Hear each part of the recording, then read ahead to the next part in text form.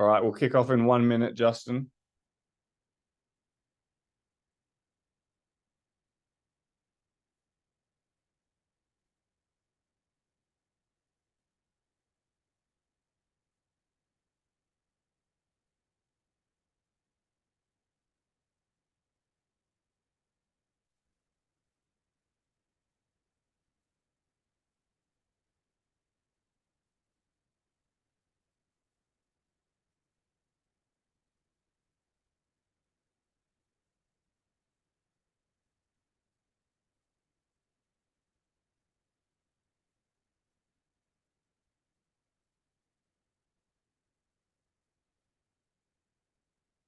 Hey, Nunzio. How you doing, buddy?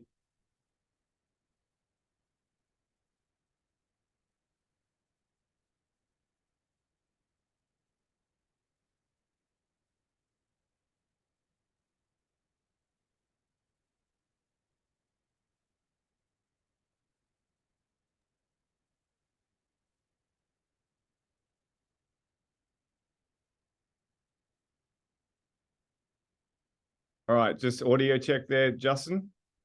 All good? Got me? Yeah, all good, all good. Okay, guys, we're gonna kick in. There'll be some latecomers, I'm sure. But for those that are here, we'll kick into gear now. We have today a special guest, Justin Nickerson. Big round of applause, even though he can't even hear you because you're all on mute. Yeah. So Justin is, I've known Justin for quite a long time, probably 5 years. He is a business owner. He is an auctioneer. He runs a auctioneering business called Apollo Auctions. Some of you may have even used Justin or one of his auctioneers before. He's amazing at what he does. I'm just going to rattle off a couple of achievements of his. 3 times winner Australasian Auctioneer of the Year, and also 5 times REIQ Auctioneer of the Year. He no longer competes. He's hung up the boots, and he's more into helping his team grow and building his business. So we're not going to be talking about auctions today. The reason I brought Justin along to provide some insights is because Justin works with a lot of really big agencies and really consistent, high-performing agents. And he also does a lot of training as well. And when you work really closely with high-performing agents, you learn a lot about their businesses, about how they work, about what makes them successful. So today we're going to let Justin share some insights on what he believes are the habits of the high performers that he works with, and hopefully we can all benefit from that. So Justin, mate, the microphone's all yours from here. And guys, if you have any questions during the session, please chuck them in the chat. There will be some Q&A at the end. I might ask some of the questions throughout the session, but you have to chuck them in the chat. I'll be monitoring that, so I won't be on mute, and if you do have a good question and it's fitting the topic that he's on, then I'll throw it in there during the session. But at the end, we'll have a good 10 minutes of Q&A as well. So over to you, Justin. Thanks, Dan. Thank you for having me. Thank you for that lovely introduction too. Always makes me feel all nice and warm when people say nice things about me. So I appreciate you very much doing that. And also appreciate this platform. We say often that the commodity that every agent has is their time, and you've been willing to invest, all of you have been willing to invest some time into me this morning. I do accept with a great deal of gratitude. But I guess the crux of today's session is very much around kind of what we see in the market at the moment. We've done a lot of training kind of around this early on, just to the start of the year. And for us, we find a lot that curiosity sits with us as to what do we see. I think we have a pretty unique position in the industry or the landscape as to the role that we play. Unique in that we work with so many different businesses. So as Dan mentioned, Apollo Auctions, now the team that I'm the director of here in Australia, and a director in New Zealand as well. We have 35 auctioneers across both countries. We did just over 7,000 auctions last year. We get to see a really large landscape of geographical spreads, property spreads, agents friends. So we get to work with some of the really, really, really top of tier agents, some that are unbelievable at what they do. And then also, because we're independent, we also get to work with some of the very worst agents as well, that either at the very start of their career, or the fire has gone out, or maybe the fire was never lit to begin with. So we kind of get to see every different kind of spectrum. And also the other thing is across all different price points. We sold a property last week under the hammer for 10.5 million, which is a great sale down on the Gold Coast. We also sold a unit out the back of kind of Nowheresville for 315,000. So again, wide spectrum of prices, wide spectrum of agents. But the one thing we do see a lot is that great agents all have a few things in common. And that's kind of what we want to bring in the training this morning, is to talk about not only the attributes that we see those agents having, but the actual physical performance they do as well. Some of you might have been down at the One conference that I spoke at the start of the year. I think maybe Anthony and his team might have been down there, and a few others. This is similar to what we spoke about there, but a bit more depth and detail. We've got a bit more time this morning, so we can kind of really delve in rather than talking on a surface level. So starting at the beginning, hopefully you can all see my screen, fingers crossed, but wanted to start and sort of focus on what do the best do. So what do we see great agents do that they do as a kind of general rule that I guess average agents or mediocre agents don't do on the flip side? So the first thing that we see a lot, and this is the number one attribute I think that every great agent has in common, is they have consistency. So our business that we operate as an auctioneering company is not that different to our real estate business. Real estate business is you've got to go out, you've got to find work, you then got to deliver and do the job, and then hopefully get the paid off the back end of that. Our job is very similar, except we go and find work through agents rather than through the general public. And our relationship building exercise is no different to what agents have to do. We're on the phones, we're meeting people. Ant and I actually had a meeting a couple of weeks ago in an ice bath in Sandgate. Speaking about the auction landscape, purely unintentional, enjoyable all the same, but purely unintentional. Let me see, you've seen every part of someone when you've seen them in an ice bath. So we got to a new level of our intimacy, which was really exciting. But our job is no different. And what we say to our auctioneers is that it'll never come down to what you're capable of. It'll come down to what you're willing to do. It's never about capability or talent. It's always about willingness. And the one attribute that all great agents have in common is they're consistent. So consistency starts from the ground up. So from the ground, it's what does your day look like? Are your behaviors every day consistent? Once your behaviors are consistent, it then feeds through to actions. Are your actions consistent? Once your actions are consistent, then your output becomes consistent. So you're doing the same thing all the time. Once your output is consistent, your results become consistent. And then once your results are consistent, with longevity thrown into the mix, that's a great career. And I can say that anyone in our industry, or really any industry, but particularly ours, anyone in any industry that doesn't reach their talent level, if there's a gulf between their talent level and what they achieve, it always comes down to a lack of consistency, always. So the one thing we want to strive for is consistency. So starting at the ground level, how do your behaviors look day in and day out? There's a big correlation and strength between that and where the eventual goal might be. So consistency is no doubt the first attribute that we see. The second one is resilience. So this industry is not a complicated one, but it's a hard one. So it's not complicated in what we do. In fact, it's actually quite darn simple. It's hard to do though, because there's so much knockback, so many drawbacks, so many kind of plateaus and hills we've got to navigate, so much negative news that we received, we've got to keep going. Great agents we see have an ability to basically segment and go forward. So a bad phone call doesn't permeate and become a bad hour, or a bad hour doesn't become a bad day, or a bad day doesn't become a bad week, and a bad week's a bad quarter, and a bad quarter is a bad year. A bad phone call is a bad phone call, and it gets sort of segregated out into a box, and then we sort of move on. So the resilience and the ability to keep pushing forward is ultra important. I was talking this about someone yesterday, and they were saying that the way they approach their day every day is they break their day into quarters. So why they do that effectively is because they can have a bad quarter of a day, but they can basically put that in a box and then keep going and not have a bad day. So whatever your strategy or coping mechanism might be, resilience and ability to keep going is critically important. The last one is a really important one, I think. And every great agent I've met has an ability to do this, where they've got an ability to build trust nice and quickly. So they can come in, they can have a conversation with someone, and they can make people feel like there's a trust element to what they say and what they do. So the ability to build trust nice and quickly is really important also along the side. So the funny thing is, and people that have heard me speak at conferences have heard me say this before, the flip side in our industry is that we start from a deficit of trust, not a positive or a surplus of trust. So Dan, if I had to ask you, I want you to name me right now, if you can, the 3 most trusted occupations in Australia. What would you say? Okay. What, from my beliefs or what I think of what the public thinks? What the public says or what the public rankings are. I'll go doctor. I'll go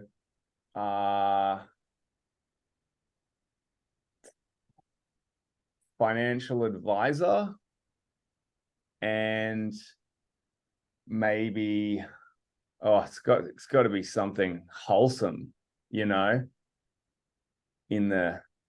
field where they're helping people. Doctor, financial advisor, and educator, maybe teacher. You're on the right path. You probably just weren't specific enough. So the top 3 in no particular order: cardiosurgeon, neurosurgeon, auctioneer. Auctioneer. No, that's a joke. That's a joke. I could see everyone looking at it. I was going to say, mate, did you make stats up? No, auctioneer is in the top 3. I think the third one might be maybe a GP or nurse or something of that similar ilk. So generally, health related fields is where we sit towards the top. Financial plan is actually down towards the bottom. So anything that has money involved, people automatically become skeptical, or they've been burned with bad experience. So Dan, I want you to try and name the bottom 3 now. Oh, that's easy. So used car salesman, correct, divorce lawyers, and real estate agents. You had 2 of the 3. Okay. So used car salesman, real estate agent, and the other one at the bottom 3 is a sex worker.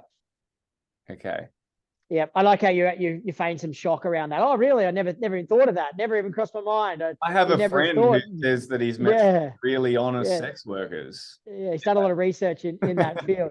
So the bottom 3, and that unfortunately shows the company that we exist in. Some ones that are above us are politicians, lawyers, journalists, Instagram influencers.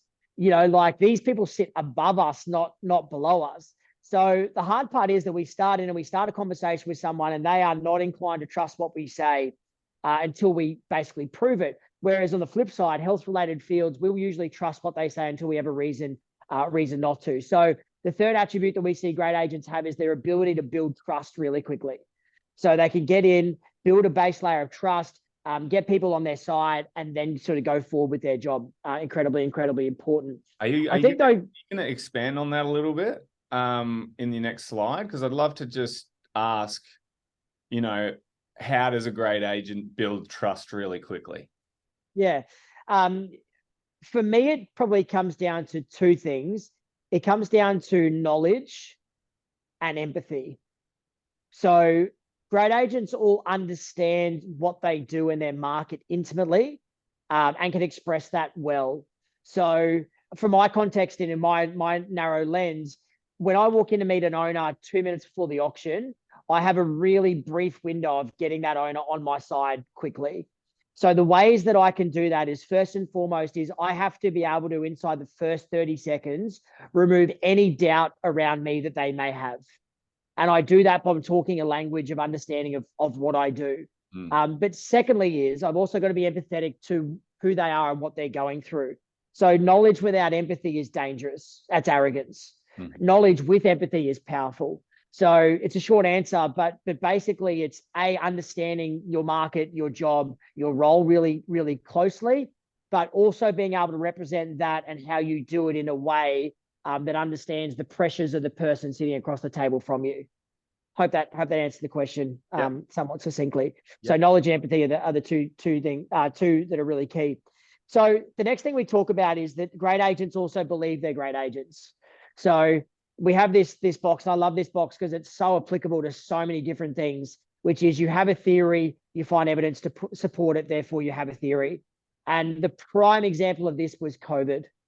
So whatever side of the vaccine debate that you sat on, and certainly not a debate that we're gonna pick up in this forum, but whatever side of the debate that you sat, you would find evidence that agreed with what you believed. Therefore, that would strengthen your theory. Because the people that were providing you the evidence were the people thinking the same as you, and you were seeking out channels where your thinking was supported. It was very rare that someone sought out an opinion or went to try and find an opinion that actually contradicted theirs. So from a real estate landscape, this can be applicable to vendor paid advertising or doing open homes or auctions. I don't believe they work. Okay, well, you're going to find evidence that suggests they don't work, and therefore that's going to strengthen your theory. If you believe auctions work, then you're going to find evidence that suggests they work. Therefore, your theory is going to continue to be maintained. But in terms of the overall real estate performance landscape, great agents believe they're great agents. They almost believe they're great agents before they have the evidence to support it. But they find evidence that supports their narrative. Therefore, that strengthens their belief that they're a great agent. People that struggle with confidence, this is a trap that's very hard to get out of. They're kind of like, well, I don't really believe in myself until I've got a reason to believe in myself. But if you don't believe in yourself, you're not going to find a reason to believe in yourself. Therefore, you're never going to believe in yourself. And you're going to get stuck in this wheel kind of over and over and over. So great agents believe they're great agents. When we spoke at that conference I spoke about earlier on, is we said that if you genuinely want to make 2024 the best year of your career, then you have to believe it's going to be the best year of your career. You're going to find evidence that suggests it's going to be. If someone is struggling with confidence, because it's really easy just to say, you know, great agents believe they're great agents. And so, hey, everyone, just believe you're a great agent and, you know, that'll go in your favor. But, you know, confidence is something that's deeply ingrained in someone's brain. You can't just say, be more confident. Yeah. If they don't have it. It's a very emotional thing. What do you think are some tools to build confidence? Easiest one is that usually a lack of confidence comes when you're looking through the lens of I'm judging myself based upon results or outcomes rather than actions. That's huge. So if you flip your thinking to be based upon the actions you do rather than the results you get or have, your confidence won't be an issue because it's in your control. Where we lose confidence are things outside of our control. Oh, I'm not getting the rewards. I haven't listed a property this month. You know, if you actually pull that down, and look, I understand everyone's got a different method of setting goals. But this is something I'm really huge on with our team, is you've got to just control your actions. If your actions, you know, let's say for this week that you need to make contact and spark a relationship up with 20 agents, and you need to advance the relationship that you have already with 20 agents to a further level by calling them or dropping in on them, that's in your control. So at the end of the week, you're going to stand in front of it and you're going to say, you know what? I had a great week. I hit it. I got my 20. I feel good. But if you do it or don't do it, but you go, well, I'm only going to feel good if I book 10 auctions and it didn't pay off, therefore it's been a bad week. Well, your confidence is going to get battered because you're focusing on the outcomes. Outcomes always require time. So all you need to do is flip your thinking and go, okay, what can I control? What I can control is actions. Therefore, I'm hyper-focused on actions and meeting the actions. The outcomes will be the outcomes at a later point in time. Now, I'm probably the most impatient person on the planet. I know Lauren sitting in the room here, Lauren will tell you I have a lot of bad qualities. Probably my worst quality is impatience. Like it's right at the top of the tree. So I know it's easy for some people to say, oh, don't worry about it, because we do worry about the outcomes. But I try and be hyper-focused on actions. Every morning when I write in my journal, which is something I do as a behavior to sort of set my day up, I never will write something that's outcome focused. I'll always write something that's action focused. There's actually 3, but all 3 of them are always action focused. I can control those things. I can't control other things. So Dan, to come back to, again, long answer to a short question, but the short answer would be flip your thinking away from outcomes to actions. That's it. Perfect. And you'll find if you're winning and doing actions, your confidence will actually grow. And then probably later on that, if you're doing the actions and you're doing the right thing, then you're going to get outcomes anyway. But if you're just hitting actions, and this is where we talk about behaviors, right? Like if you're doing good behaviors or behaviors that you feel are positive to your landscape, then you feel good. You know, the old saying, right? You do good, feel good, look good. You know, in what order do they come? Just focus on actions. That's the short answer. Does that help? It was a perfect answer. Beautiful. Okay, so let's go forward now because I want to talk on our, spiritual kind of woo-woo level all morning, and want to talk about practicality. So, what do the best do? The first one, unquestionably, is that great agents have an ability to create opportunity. They don't wait for opportunity to land in their lap. They go out and hunt it and seek it. Creating opportunity is ultra important. Now, you can frame this up in any way you'd like. Some people call it prospecting. Some people call it hustling, grinding, whatever you like, but creating opportunity is important in every business we have.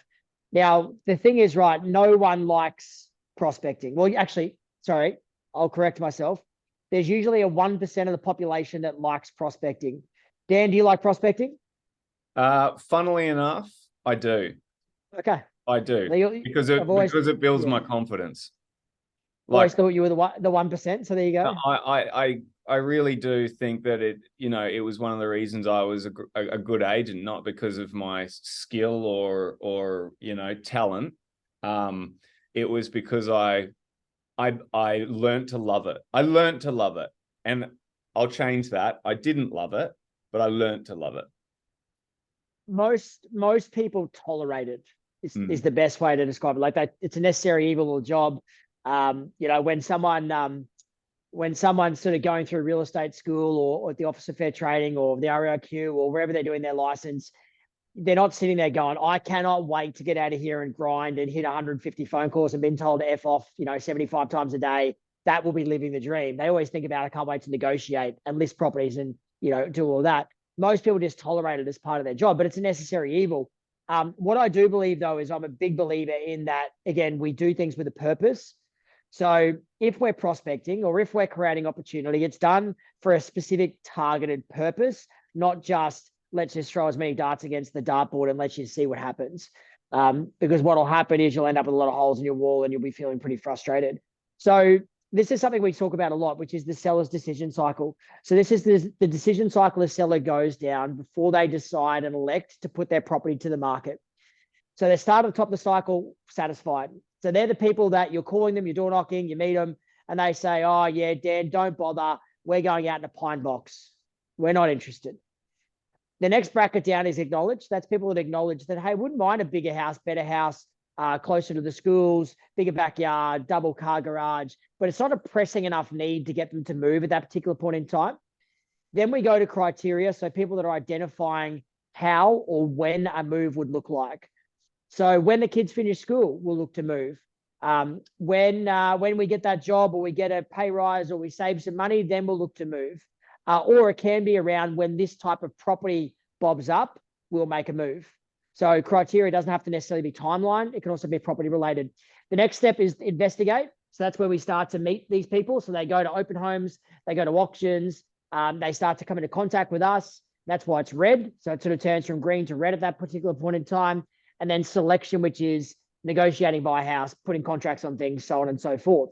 So the interesting thing about this is, so the percentages are roughly the percentage of population that sits in that bracket at any particular point in time. So 7%, 68%, 9%, 10%, 6%, give or take. So the interesting thing about this is that sellers don't always and actually rarely complete this cycle in one go. So they'll come down the cycle and then they'll bounce back up and then they'll complete the cycle maybe in 2 goes or 3 goes as it may be. So this is where we get kind of frustrated because we meet someone, they call us or we meet them and they say, Dan, we're thinking about selling. I want you to come around, give us an appraisal. You go around, they say, yeah, we're really excited. We're ready to go. Of course, on Tuesday, we're pumped. We already looked at moving, yada, yada. Call them Tuesday. Oh, Dan, we've decided to wait for 6 months. And we're like, what do you mean? Like, I've already spent the commish. Like, what am I going to do? Like the jet ski is not going to pay for itself. Like, I got costs. What happened was they came down the cycle and they bounced back up the cycle.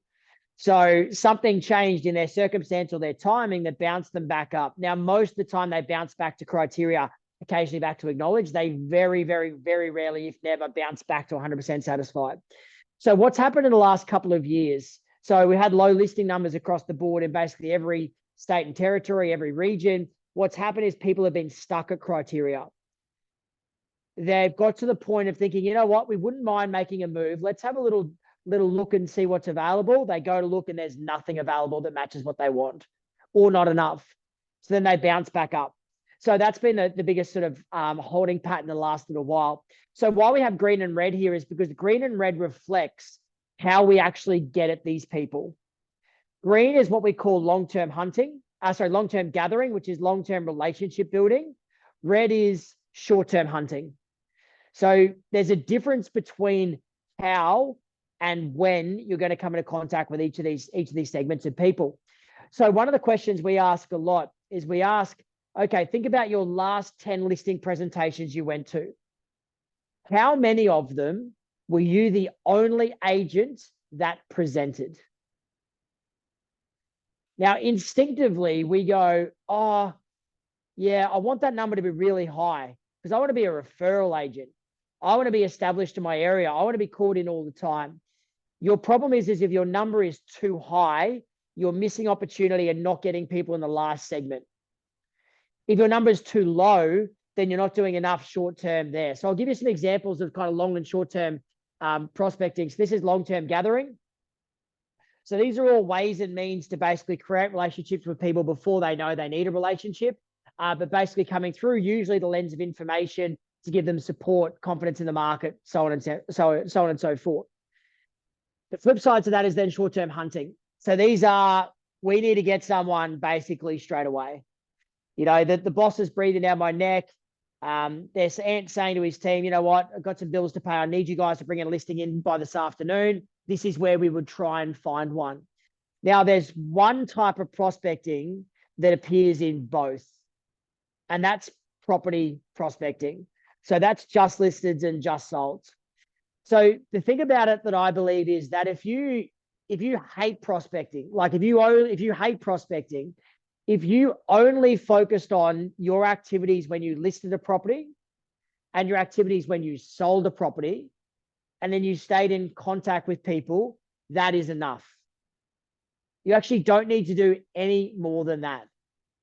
Just have really good dialogue when you list a property, really good dialogue when you sell a property, stay in contact with your database, and that you'll have ample opportunity that'll land your way.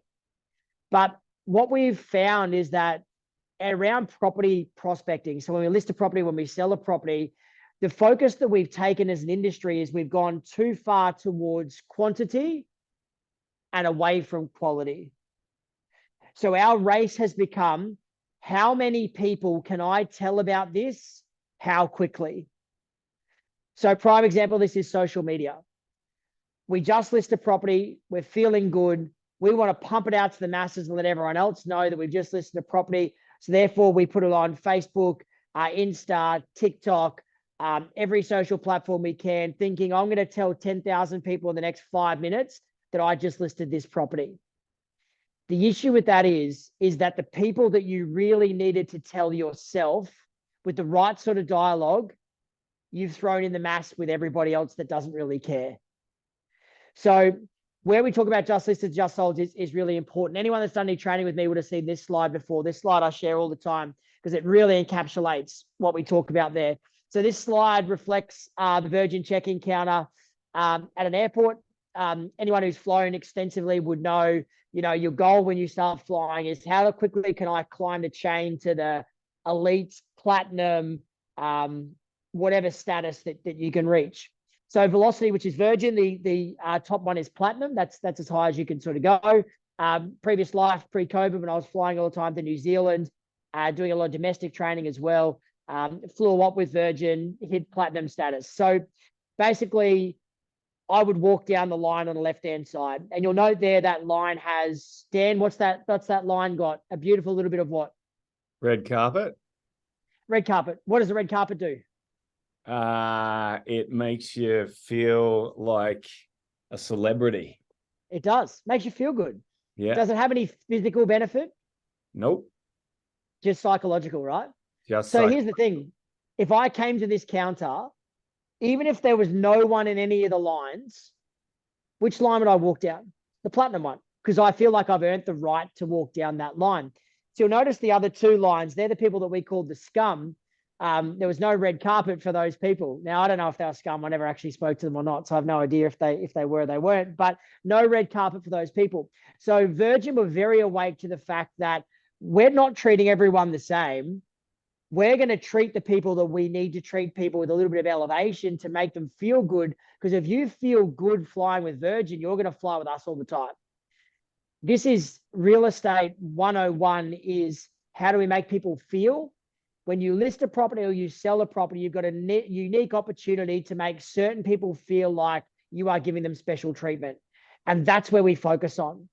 So an easy prime example of this is VIP viewings. If you take nothing out of anything else I say today, and maybe that's the case, but if you do, I'll give you this advice. If you don't have enough listings, take the mindset that listings equal listings. So when you get a listing, your goal is not to see how quickly you can sell it and turn it into the commission check or the jet ski. Your goal is when you have a listing, how do I turn this into another one? That's our goal. So if we think about it through that way or that context, VIP viewings on properties are not designed to showcase properties or sell them. VIP viewings are designed for you to try and list another property off the back of this listing. So if you take nothing else out of this training, and I hope there's a couple other things you take, but if there's nothing else, take this out of it. Start running VIP viewings on every single property you list. Because every time you run a VIP viewing, you have a gold opportunity to make people feel like they're walking down the platinum red carpet line, as opposed to all the other lunatics that go to open homes. can I ask a few questions around the VIP viewings? Absolutely, you can. One, who do you invite? What sort of activities do you do to invite them? And two, what do you make? Do they all need to be a special, VIP with the cheese platter and wine and all of that, or you can be pretty simple about it? I'll answer question 1B before I answer question 1 and 2. Question 1B is that the VIP experience will start from the moment they receive an invitation. So do not do anything in bulk. Anything that's in bulk loses its specialness. No bulk emails, no bulk SMSs, nothing. The only way we should invite someone to VIP viewing is you either knock on their door, you call them, or you write a handwritten note. That's it. What about texting if they don't pick up? I would try, if you know where they live, I'd try and write a handwritten note. Okay. Or a voicemail. Text to be my next sort of preferred one, down the chain. You think about getting invited to a wedding, Dan. I'm not sure how big your social circle is, but if you get invited to a wedding, you're invited in a certain manner. Like your name's on the invitation, you feel selected. You don't get a bulk SMS saying, hey, wedding at Tambourine Mountain, Tuesday, 11th, bring a friend. Like it's your name's on it. The experience starts from that moment. So question 1 that you asked, which was I'll go to question 2 first. Anything you can do to make it a little bit special is good. You just want to separate it from an open home. So that can be it's definitely not putting a flag out the front, because a flag out the front is an open home. It's not designed to flag people in off the street and bring them in. It's designed that the people you invited come along. So cheese is always a good one. Wine, champagne, orange juice, ambient music, just about the experience they have. Because it's a great, we go to whenever we have a listing presentation, we go to the absolute nth degree to prepare, hopefully. We do our research, we put on extra cologne, Anthony would unbutton one more button in his shirt, we all try our tactics to do it. VIP viewing is like an ultimate listing presentation. You're doing a listing presentation to potentially 12 people at once. So we should go to a bit of extra effort to do that. So coming back to question 1, who do we invite? There's 3 groups, Dan. Least important to most important, least important, but important, any hot buyers you're working with. Now, you're not inviting hot buyers to try and sell it to them. You're inviting hot buyers because buyers become sellers or they have something to sell. So general rule of thumb was a buyer became a seller every 7 years. The latest data suggests it's now every 3.5. That circle and that cycle is narrowing. So we've got to make sure that we're capitalizing on that. Those buyers are going to remember how you treated them. Now, what every buyer wants from us is really easy. It's early access. So all we say is, hey, Dan, Justin, how you going? You're still searching at the moment? Oh, sorry. that was a role play. Yes, yeah. Yes, Yeah, you let's must be start that overseas, mate. again. Bit of a delay on the line there. Yeah. Hey, Dan, it's Justin here from Plum. How are you? Very good, thanks. Still searching at the moment? Yeah, still searching. Mate, got some great news for you. We just listed a property at 26 Smith Street in Taringa. The first open home is next Saturday. It hasn't even hit the market yet. We haven't got photos back. It hasn't been put online, but we are having a VIP viewing on Wednesday night between 5:30 and 6. Thought you might let it come along and have a look at it before the market gets to it. Oh, yeah. Will I be able to make an offer on it if it's the right property? Yeah, if you like it, absolutely, Dan. Not a problem. And will you sell it then and there and not take it to open home the next week? Oh, we're talking very far down the line here, Dan, but my advice to you, we want you to come through, and if you really like it and it ticks all your boxes, then we can talk about the process from there. Okay, sounds good. Right. So I'm getting the buyers through, straight away. But again, we're not trying to get 50 of them through. It may only be 3 to 5 that you've been working with in that sort of price bracket, that sort of area, semi-recently. But even if they don't buy it, what they'll remember is, I like Dan. Dan tried. He tried to help us. Next group, second most important group, is the neighbors. Now, what is the most important thing to the neighbors, Dan? That you get a huge price for it so that it boosts up the value of their home. Is that the most important thing? No, it is that you get a really nice neighbor that's not going to have a loud barking dog. Good man. You found the answer the second time around. So we focus a lot on the result, but if we go back to, the slide we spoke about earlier, if they're not in that last bracket of actually thinking about transacting on their property, what it sells for is largely irrelevant. It might make them feel good, but it's actually not going to change their life. The neighbor side of it's really going to change their life. Anyone who's an auctioneer will know this dance really well. Is you finish an auction, you're going back to your car, you're probably got another auction coming up, so you're avoiding eye contact. You don't want to talk to anyone, head down, trying to get to your car as quickly as you can. You generally get bailed up by a neighbor, and the neighbors always say one of two things. Number one, that was cheap. Like, okay, thanks. Yeah, we had 21 registered bidders and it's a suburb record by $2 million, but no, I appreciate it was cheap compared to yours. The second thing I always say is, who bought it? Dan, who bought it? Are they going to live there? So the curiosity over who buys is really important. But what we have is a great opportunity to bring these people in on the transaction. So Dan, you're a neighbor this time. Hey, Dan, it's Justin here from Plum. How are you? Yeah, really good, Justin. Thanks. That's good.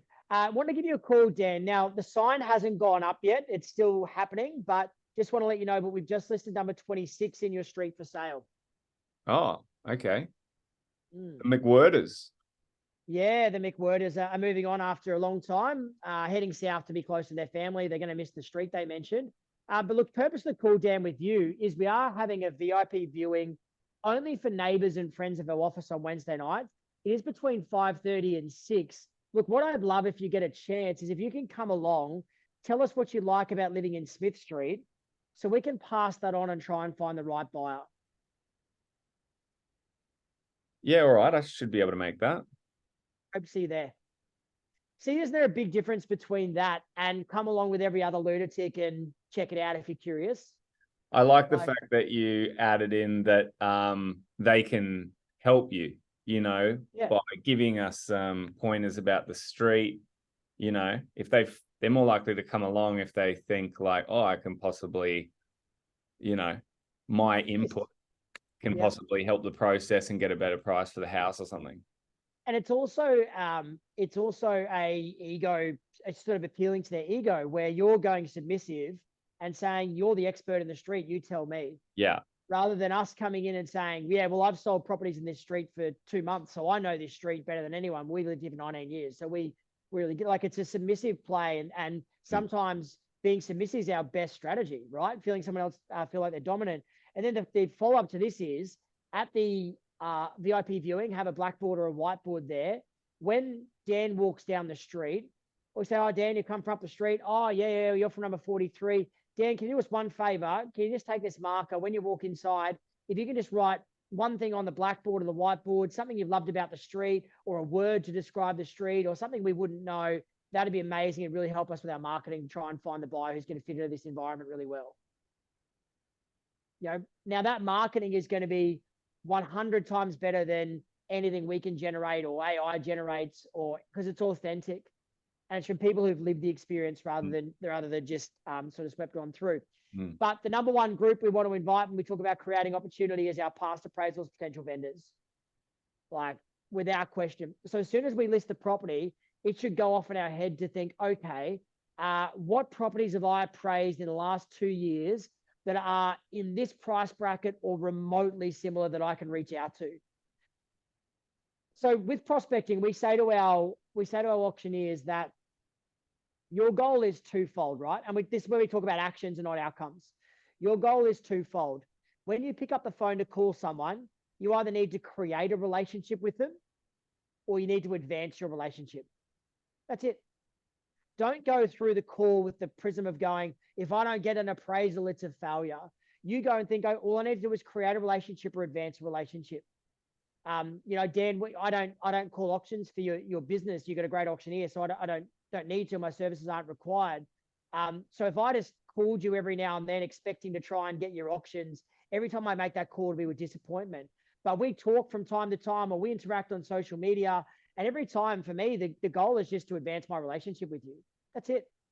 And you know what? One day that might mean something, like it did today, because I'm doing training for your business, or one day it may not.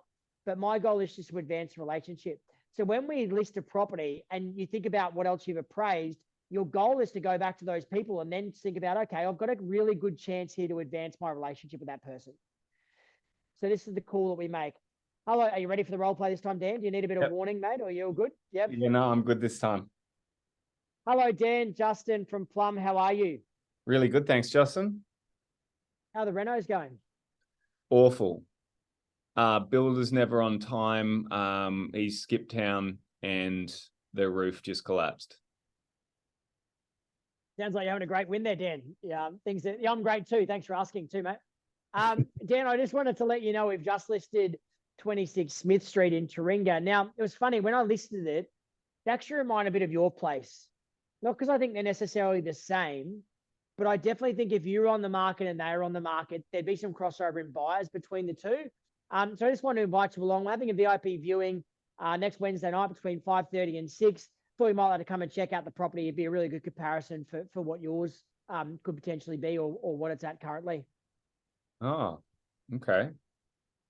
Do you reckon you could give me an appraisal on my property? Okay, the call never goes like this, Dan. So I appreciate what you're doing, but it never goes like that. But of course, I can come and do an appraisal for you, no problems at all. But all we're trying to do is to get Dan through. Now, if you don't come to the VIP viewing, at the very least, what are you likely to do? I might tell my neighbors about it. Potentially, or you might get online and look at it. And have a look, yeah. Because I've said it's the same as yours. So you're like, oh, I wonder what he sees ours at. Let's check it out. So I've sparked the curiosity there, which is what I sort of needed to do. Now, this is the follow-up call we make in 4 weeks' time, goes like this then, or 3 weeks' time. Hey, Dan, Justin again, how are you? Good, thanks, Justin. Dan, do you remember that property at 26 Smith Street that I told you about? Yeah. Yeah, I've got a bit of a problem. What's that? Well, I've got 4 offers, but I can only sell it to one of them. Oh, that's a good problem to have. Well, it is, but I've got 3 leftover buyers who really want to transact in this market right now. The question, I guess, for you, Dan, I hope it's not being presumptuous, but if I described your property to them and obviously asked the right sort of questions to quantify they're in the right sort of level, would you have any appetite for me potentially bringing them through your property? Probably not at the moment, Justin. Okay. That's okay. I just wanted to make sure, because I hate for you to be thinking a number that you would move on for, and they were thinking a number that they would move in for, and those two numbers overlapped. But what I'll do is I'll keep you in touch with how this sale goes, and I'll obviously stay in touch with you as well if anything changes on my end. Okay, no worries. That sounds good. I like how I went from one extreme to the other. The first extreme, you're just giving me an appraisal basically before I even asked for it. And then the second one, despite my really good dialogue, you refused to give me any sort of insight. That's good, mate. That's because you shut me down on the first one and said calls never go like that. So I was Calls like, rarely go like that is probably what I but should then say. I was like, fine then, I'm going to make this hard for you. Yeah. So this is how we create opportunity. So if we do this when we list a property, and we list properties, and then we do it when we sell properties and we have the right sort of meaningful conversations, we could set ourselves up really well. Like, that's the basis of prospecting you need to do, is sits right there. And the cool thing is you're calling people with a purpose. You're not just calling them because your timeline reflects that you need a listing and their timeline may be out of whack with that. Because sellers don't operate on our timeline, they operate on their own. So that's something we sort of need to bear in mind. Any questions on that before we move past that at all? Guys, by the way, just putting a pause there. If anyone's got questions, I am monitoring the chat. You just need to go to the chat section of Zoom, type it in there, and then I can ask the question to Justin for you. Or I can even just unmute you so you can ask your own question, but you'll need to chuck it in the chat so I know. Keep going. You can continue. Thank you. Thanks, boss. Appreciate it. The last thing around this is when we sell it, if we go sell a property, we've just got to be really, really careful in how we represent that. Like, our instinct is to promote ourselves, but the general public won't interpret it like we want to interpret it. So we had an auction last Friday that sold for 6.8 million under the hammer, 5.8 million under the hammer. Sorry, we had a reserve of 5. So bidding screamed past the reserve. It sold for 5.8. If the agent had put online sold above reserve $800,000, what they would have thought is everyone reads that and goes, wow, that agent's good. 800 grand above reserve. Wow, what a result. I guarantee you the general public would read that, and what would they say? Oh, yeah, greedy agents, don't know how to set reserves, probably underquoted it, like all the negativity would come out. So we just got to be really careful to make sure that we make the campaign and the buyer the hero, not us. That's just how we got to position it. It's just part and parcel of how we operate. But again, the property marketing thing has obviously evolved. You guys do it, or a lot of your guys do it better than just about anyone. All I'm saying is this should be a layer on top of that. So like Ant's videos, for example, I love them. I messaged Ant after the change the date video. I loved that. I thought that was hilarious. Like, really, really good marketing. If you can be high touch with the people you need to, and then high quality on your marketing with the masses, like, you're a formidable force because you're hitting everyone in every direction. We just don't want to lose the focus of going too much on the quantity side and we lose the quality side. We've got to be sort of intertwined between the two. So next thing the best do is we talk about proactive listing presentations. So stepping in a listing presentation here in dialogue around listing presentations. What I believe listing presentations are all about, well, what they're about is really providing a solution.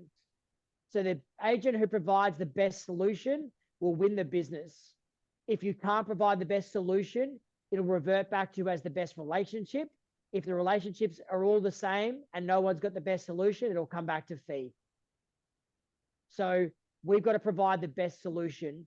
Every seller that enters the market has a problem that needs solving. You can't solve the problem until you understand the problem. You can't understand the problem until you ask better questions. So listing presentations to me are about asking the best questions that we can. So Dan, you've called me in to potentially list your property. We'll do a very abbreviated, hyphenated version of it here because I know time constraints we have this morning. So the first thing I'll say to you, Dan, is I'll say, Dan, I just want to understand your focus or your desired outcome out of this conversation before anything else. I just very quickly want you to tell me, out of these 3 things, which one is most important to you? Number 1, achieving you the very best price that we can. Number 2, selling your property as quickly as possible. Or number 3, maintaining your privacy around this sale. Which one is most important to you? Most important is number one, getting the best price. Right. So Dan, the funny thing about these three things is they don't coexist. To get one, you generally need to sacrifice the other two. So when I talk about strategy today, I'm going to build our whole strategy all around getting you the best price. Is that okay? Yeah, that's perfect. Thanks, Justin. Brilliant. So then we talk about best price being our clear and primary focus. So then we go forward to what we call clearing the two landmines. So the two landmines that may blow up at any point of listing presentation are fee and appraisal range. So I'm going to clear these before I start. Dan, I just want to explain, if you don't mind, just a couple of mistakes that we see potential sellers make from time to time. The first one is they base their decision on out-of-pocket cost. Now, I want to be really transparent with you, Dan, is I know I'm not your cheapest alternative. I understand that. Dan, but to be honest, if you're looking to base this on out-of-pocket cost, your cheapest alternative will be staring back at you in the mirror. So if that's your primary decision-making tool, my advice would be I would employ yourself. And maybe after the next half an hour, you feel empowered to do that. If you do it, you certainly do it with my blessing. But I just understand that. When it comes to different fees that agents charge, we don't guess around our fee. Our fee is based upon 10 years of experience and a lot of trial and error. It's the requisite value for what we believe that we bring to your sale. But what I'll say to you is this, Dan, is if someone charges you a different amount, a lesser amount, for what they deem to be the same service, then what that is an open acknowledgement that their service level is inferior, but they will compensate you for that fact. Dan, what's your dream car? Bless you, Lauren. A Lambo. Okay. What's the worst car you can think of? A Lada. Lada. Now, they both perform the same functionality, right? You hop in, you drive, you get out of the other end. Is that fair? Yeah. Why is the Lambo more expensive? Brand and quality. Nicer to drive, goes faster. It's more luxurious inside. The tech's better. You know, all those kinds of things. Better parts inside it. Real estate agents are really similar, Dan. From the outside, they can look like they're the same because they do the same job, right? They get your house up, they get it sold. Once you're inside the experience, it's vastly different. So I'd be really careful if you want to achieve best price. I'll be very careful if that's your primary focus. Make your decision based on out-of-pocket cost, because I think the experience will be vastly different. The second thing, Dan, is around appraisal range. A lot of sellers will call agents in and they'll say, Dan, I want you to give me an appraisal range on my property. The problem with this is twofold. Number one is that it's not my key skill set. So my job and what I believe I need to be better than anyone on the planet at doing, Dan, is I need to be better at marketing your property than anyone you've ever seen. And once we have someone in our net, I need to be better at holding and negotiating with that person as well. Being a valuer, Dan, is a whole other occupation. People go to uni for 4 years to do that job. So I think making your decision today about who's going to be the best person to represent you based upon their valuation skills will unfortunately not really kind of pay off for you. People say to us all the time that, oh, well, Ant came in, he appraised our property really high. That means he believes in our property the most. Firstly, that's factually inaccurate. Secondly, is I don't need to believe in your property, Dan. What I need to believe in is that I'm the very, very best person to be marketing your home and negotiating with someone once we have somebody. Because they're the two things that are going to matter. As soon as you appoint an agent, Dan, what you're doing is you're appointing your ambassador to the marketplace. That ambassador needs to have those two skill sets. Their ability to value homes is largely kind of irrelevant. But what I want to talk to you about, Dan, is what I see my role as being. You say you want the best price. What I see my role as being is bridging the gap between market value, which is what anyone could achieve, and best price. Now, I think for people that are visual, you need to draw this so they can understand it.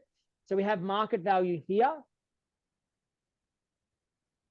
And then at the top, you have premium price or best price. So Dan, when it comes down to it, what I see my job as doing is doing everything I can to get you in that bracket rather than in this bracket. And when it comes down to it, there's 5 things that are going to separate us. Those 5 things are as follows: how we present your property, how we promote your property, the person you choose, the process that person puts into place, and lastly, the pricing strategy. If we get all 5 of those right, we will get you the very best price that exists. But if we get 4 of them right, what happens is we start to slide down the totem pole. 3 of them right, 2 of them right, 1 of them right, so on and so forth. So Dan, what we really need to talk about today is making really good decisions around each of these 5. Now we don't have time to go through the 5 in their entirety today, but what I will say is, firstly, around person, you need to understand what your strength is. And if you come up against someone really frequently, so let's say in your marketplace, you have someone that you constantly come up in listing presentations against, you have to understand their weak point. And you need to attack through their weak point, whatever it might be. We sort of giggle around it. I think that everyone in real estate needs a nemesis. You know, it's like every quality movie out of Marvel, right? The hero always has a villain. You've got to have a nemesis. If you don't have a nemesis, go and create one. Anyone who watched the Michael Jordan documentary, The Last Dance, you know, Michael Jordan was an expert in this. He created nemesises and nemesis. I don't know what the correct nemesis sounds about, right? Yeah. He created multiple villains in his head because that's what drove him. So if you have someone, embrace that. Like, okay, I need to understand this person as well as I understand myself. When they walk into a listing presentation, what are they presenting on? What's their primary method of sale? How do I subtly attack that? What do they do around fee? What do they do around VPA? Like, how do I actually get in there and attack these things? So understanding that process is how you do your job. So process is the dirt under the fingernails of how you execute your job. So that's everything like, what do you say to a buyer when they inquire? How do you receive offers? When do you do callbacks? What do you say in a callback? How many times do you call someone back? How do you take offers? What's the multiple offer process you'd engage with? Like, all the detail, winning on detail is important. Lastly, though, pricing strategy. I just want to talk about this briefly because this is a great opportunity for us to demonstrate how good we are at marketing. So I'm going to say to Dan that I'm the best marketer he's ever seen, and this is my ability to demonstrate that. Dan, 2 options we have when we market a property. Let's make it really simple. Let's not throw 100 different methods of sale. Let's make it really simple. Option A, market your property with a price, versus option B, we go no price marketing. Simple. Okay. Mm-hmm. Dan, what do you reckon the biggest advantage to a seller around priced marketing is?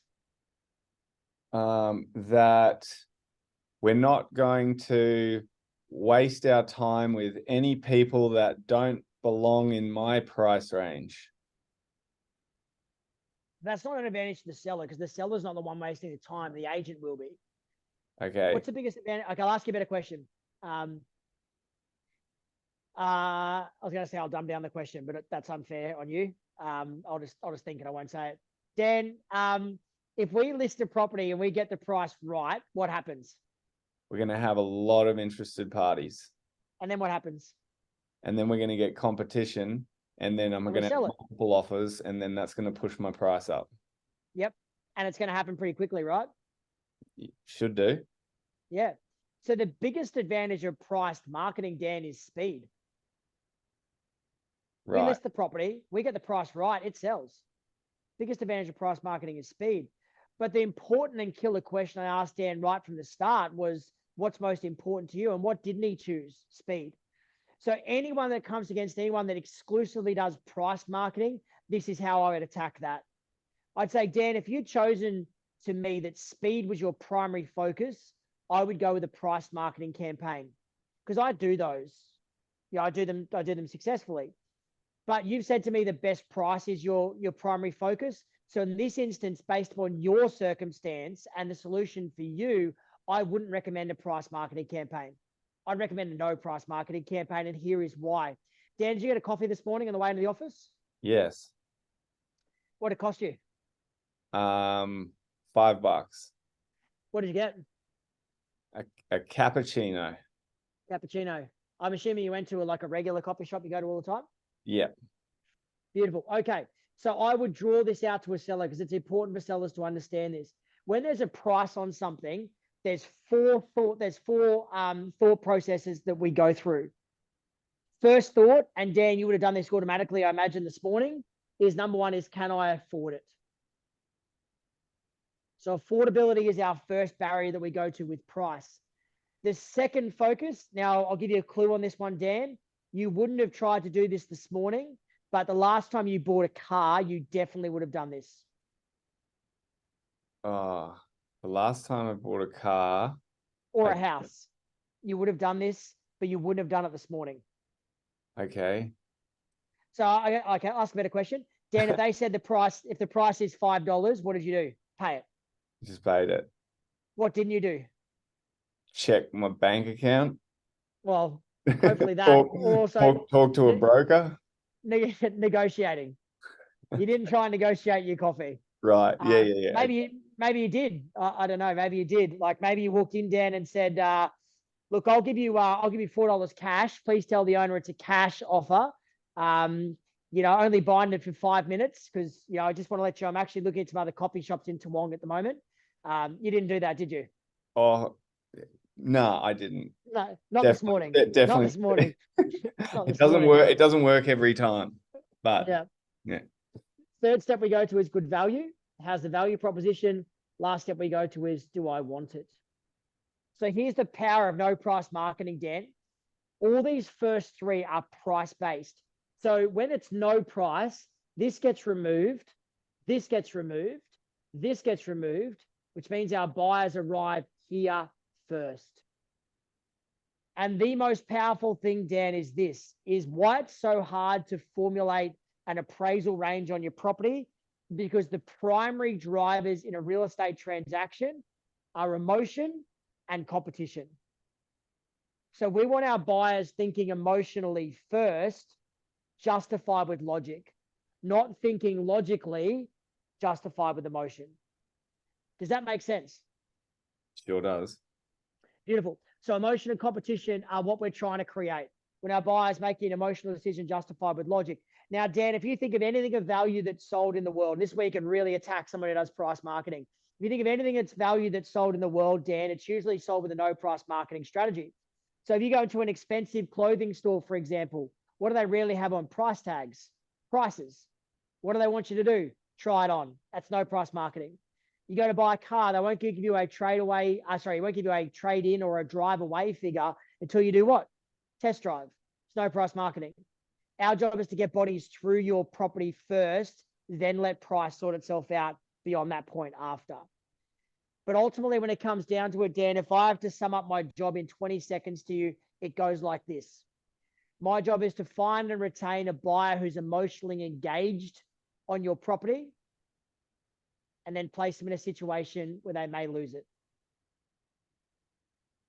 I love that line. Can you repeat that line? My job is to find and retain a buyer who's emotionally engaged with your property and place them in a situation where they may lose it. That's it. When it all comes down to it, that's what we're trying to do. Like all that presentation and marketing, we're trying to do one or both of those things.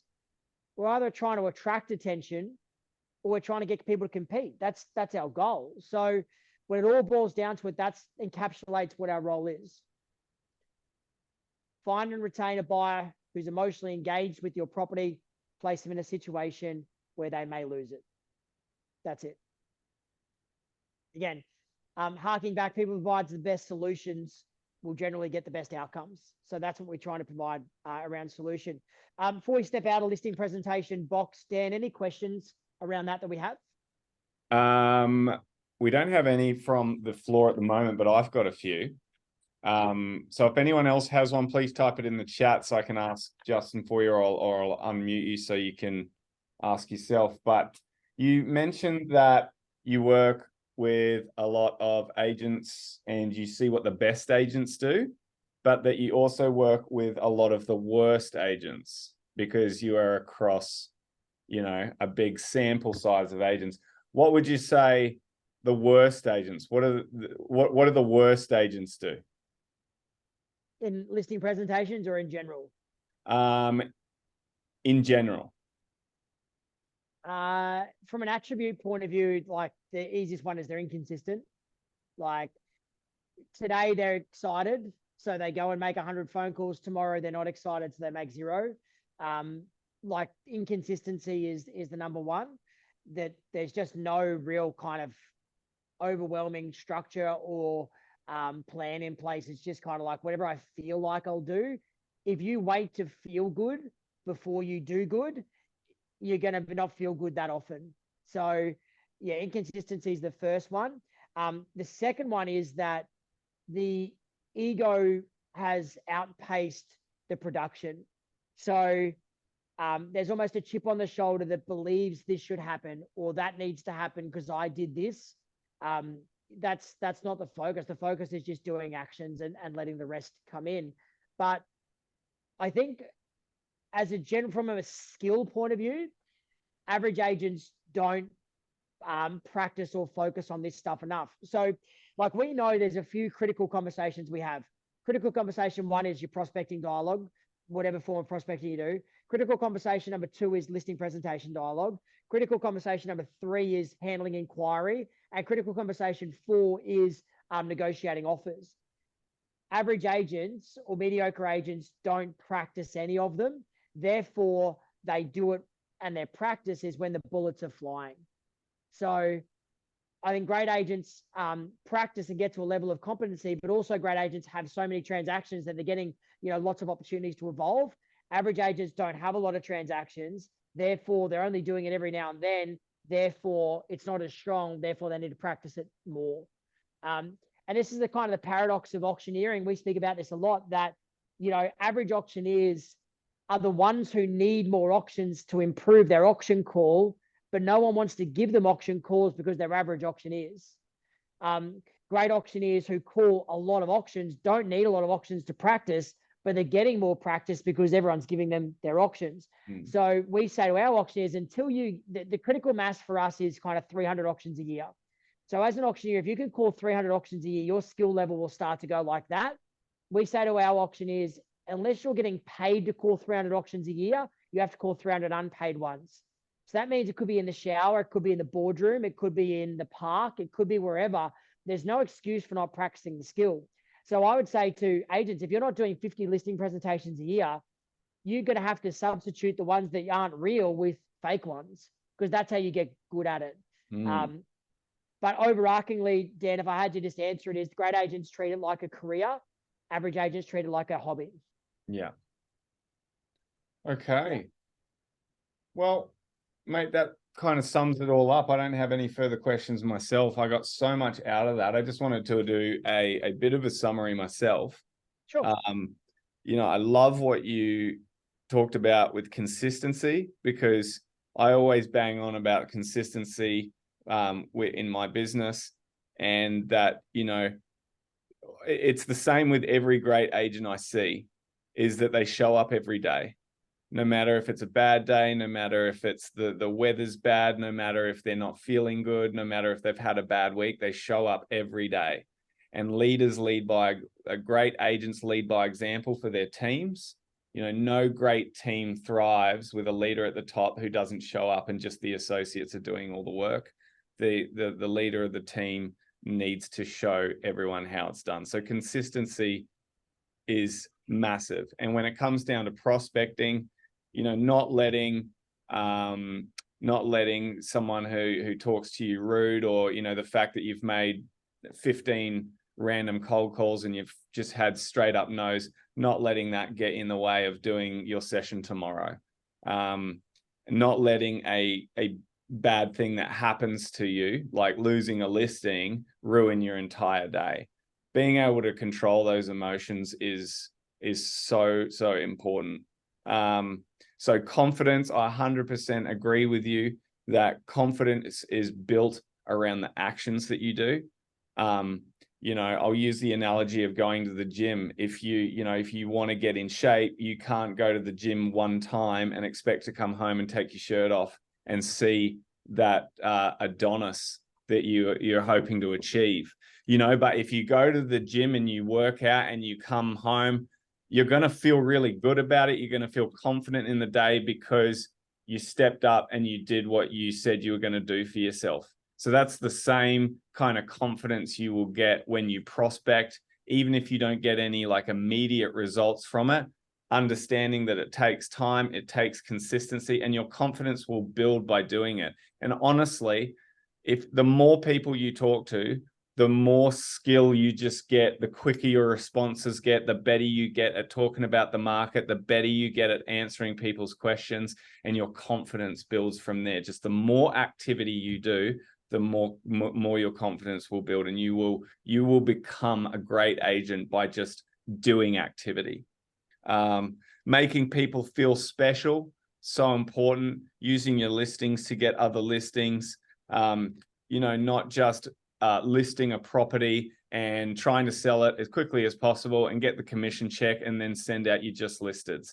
The VIP opens, so awesome. I used to do them a lot myself, probably not enough, to be honest, because you get so busy and you can't be fucked. But so very important, especially for a really special property, on a street. There really is no excuse not to do it. So making those opens a little bit special, not inviting people in bulk. So really being authentic, doing the calls to invite people along, and then doing a call again when it's sold and giving them a reason possibly to, maybe get an appraisal themselves or what. But even if they don't, you're, as you said, Justin, you're either creating a relationship or you're taking that relationship that little bit further. So even you invite someone along, you call them once it's sold, you get nothing out of it, that person's still going to remember you. In 2 years' time or whenever they may decide to do something, what's the agent that they have, seen something a little extra special other than just a brochure in the mail? That sort of stuff is what gets you the call back, further down the track. So, mate, really, really valuable stuff in there. I'm sure I got a lot out of it. Just had a comment from Sharon. My job to find and retain a buyer who's emotionally engaged and place them in a situation where they might lose. Absolutely golden chat. Totally agree. And I love those 3 questions in the listing presentation. If everyone started their listing presentation with those 3, that multiple choice that you said, what is your most important outcome from the sale of your house? I don't have them written down. I'm going to try and remember. It was 1, are you looking for the best price? 2, are you looking to sell it really quickly in the quickest time frame? And number 3, can't remember. What was the third one? Maintaining your privacy around the sale. Maintaining your privacy. That's brilliant, because so many times you get into the listing presentation and you're talking about all these things, and then they say, oh yeah, I don't want open homes because I don't want my neighbors to come. You could have just combated that and maneuvered your presentation around that by asking the correct questions right in the beginning, right? And then they're not going on the back foot when you finally find out they want privacy. So, mate, such valuable stuff in there. Really, really appreciate that. I don't have any other questions for now, so I think we'll wrap it up there, Justin. And thank you once again for coming on today. I'm sure I'll get some really great feedback from this, and I really appreciate having you on. Pleasure. I'll send the slides through to Dan as well. So there's a heap of stuff in there as well. We didn't really touch on anything sort of beyond once we listed it. Hopefully there's a part 2 at some other time that we can get across that bridge. But I'll send the slides to Dan. But feel free to reach out at any stage to say g'day. We put a lot of our training and auctions on Instagram as well. So jump on there if you're not already on there. But really appreciate your time this morning. Perfect. And look forward to seeing you guys soon. Yeah, no worries. And everyone, if you want to give Justin a follow, you can. His Instagram's there.